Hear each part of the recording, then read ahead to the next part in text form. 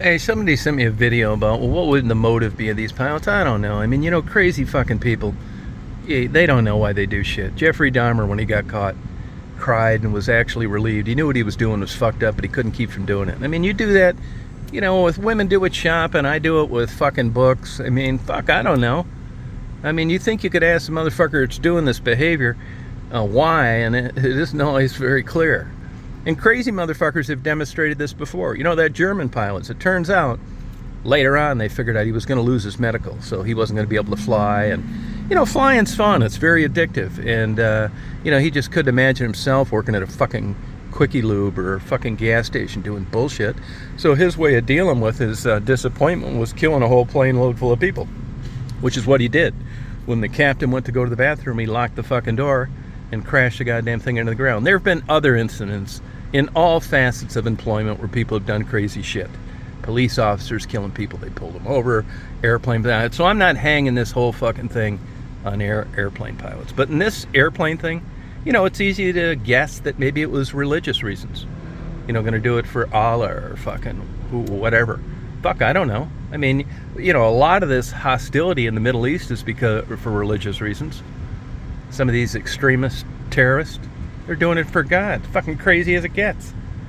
And that Air Malaysia, I think it was something like that. Now, here's another thing that's worth discussing, and that is, it's pretty rare, thank God, or thank whatever you believe in, that you'd get one pilot that would make it this far and just, keep the lid on things until he went crazy. Not really. These whacked out motherfuckers will wait a long time. It's the opposite of becoming a neurosurgeon or a PhD in something. You have the same discipline, except your motives are different.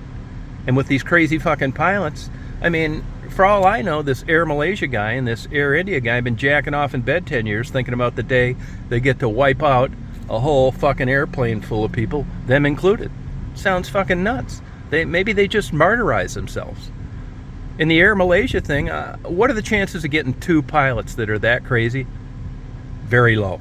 Not impossible, but low. In the Air Malaysia, I got an idea. They got up as they were heading out.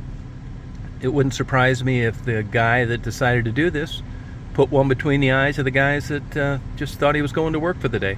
You have to get rid of the other guy. You're not flying a 777 out in the middle of fucking nowhere until it runs out of fuel with some guy not trying to take over or let somebody know what's going on.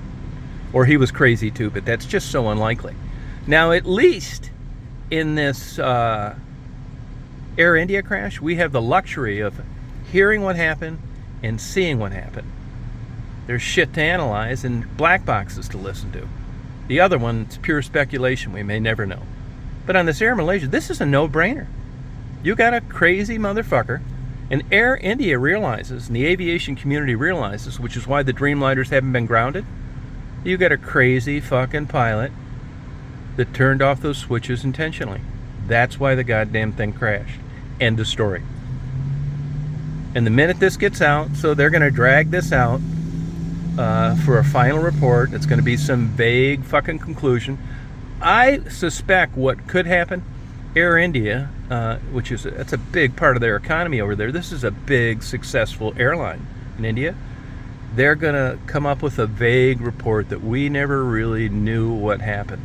The data is inconclusive. Fuck yeah, you're out of business when you admit that. You're done. All you can hope for is you can pray to the fucking Dalai Lama or whoever the hell you're praying to, that you don't have another one of these motherfuckers sleeping in the woods getting ready to do this shit again. Because if you go for another 30 years and it doesn't happen, well, it's the planes keep flying and the place stays in business. But on this Air India crash, this is for sure what happened.